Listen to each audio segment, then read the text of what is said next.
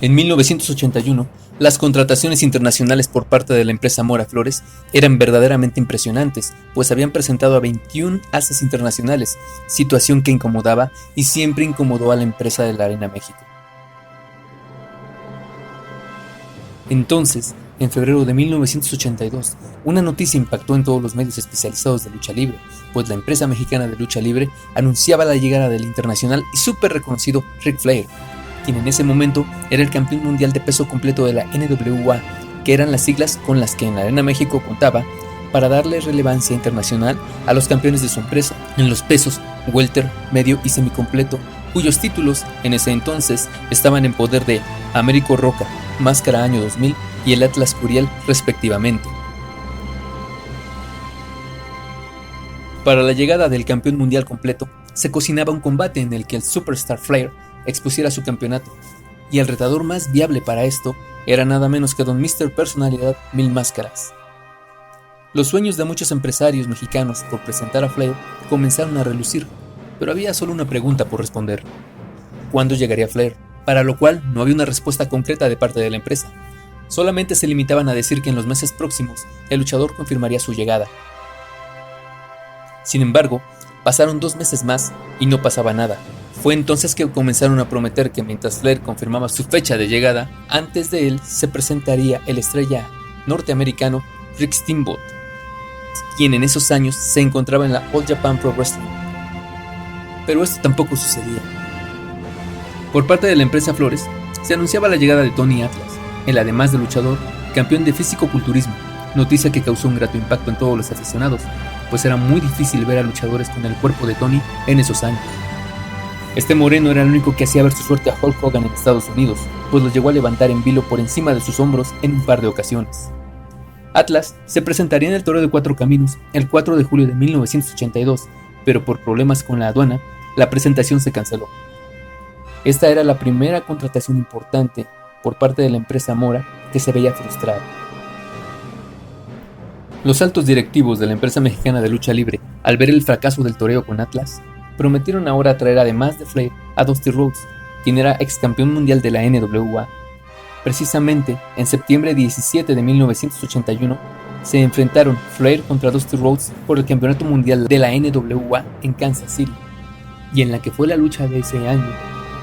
Con Lourdes de árbitro, el siempre reconocido Flair y su historia, cuando a los 22 minutos de lucha ganó por vez primera el título mundial de peso completo de la NWA, empezando entonces el periodo del campeón mundial viajante, porque Flair viajó a más lugares del mundo a defender el título que ningún otro campeón en la historia.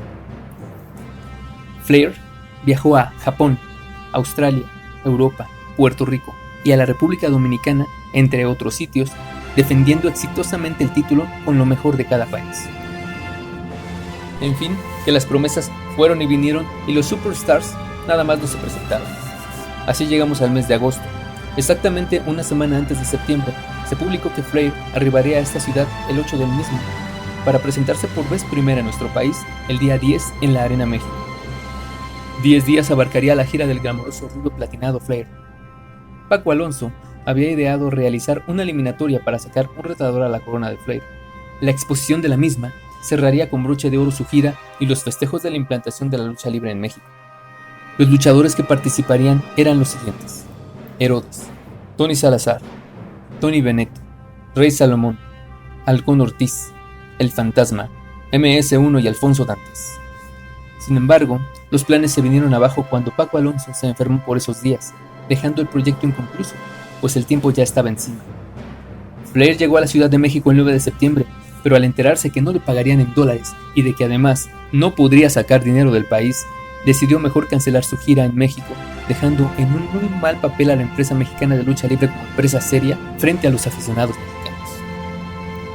Así fue, el superestrella Flair prefirió irse sin presentarse por el miedo a no cobrar en dólares. En 1982, México tuvo una crisis muy fuerte en la que el peso mexicano se devaluó frente al dólar de una manera alarmante. Esta situación no era más que el resultado de todos los problemas económicos y de política interna que heredó el presidente López Portillo cuando llegó al poder, además de las malas tácticas que tanto él como su equipo de trabajo siguieron cometiendo en política externa, interna, economía, etc. Todo el sector obrero y empresarial se vio afectado por la situación que el país atravesaba, y hasta en la lucha libre en cuanto a sus contrataciones extranjeras sucedió lo mismo. Porque en definitiva, no fue coincidencia que el que Tony Atlas y Flair alegaran problemas con sus papeles en la aduana para no presentarse, y que además Dusty Rhodes y Rick Steamboat ni siquiera consideraran el venir a México. Todos ellos tenían gran cartel en muchas partes del mundo, y probablemente pensaron que al llegar a México, su imagen y sobre todo su cuenta económica se iba a ver afectada por los problemas económicos y políticos que había. Sin dudarlo un momento, fue una lástima el que los luchadores mencionados nunca lucharan en México, pues como todos sabemos hoy, son todas unas leyendas de ring.